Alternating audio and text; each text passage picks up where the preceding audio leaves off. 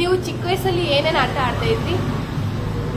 ಅಯ್ಯೋ ಯಾರು ನೆನ್ಕೊಂಡಂತ ಈ ಕುಂಟೆ ಬಿಲ್ಲೆ ಆಡವು, ಖೋಖೋ ಆಡವು, ಆಮೇಲೆ ತಿರ್ಗಾ ಏನೇನೋ ಆಟ ಆಡವು, ಚೌಕಬಾರ ಆಡವು. ಹೆಂಗಿತ್ತು ಅದೆಲ್ಲ? ಆ? ಹೆಂಗಿತ್ತು ಆಟ ಆಡ್ಬೇಕಾದ್ರೆ?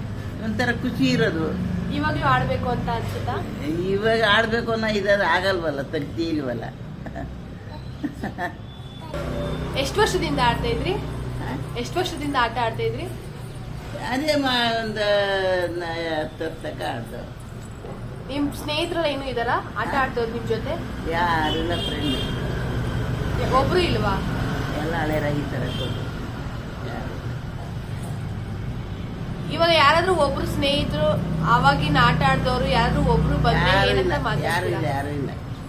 ಬಾಲ್ಯದ ಆಟ ಆ ಹುಡುಗ ಅವಾಗ ಒಂದ್ ಲೈನು.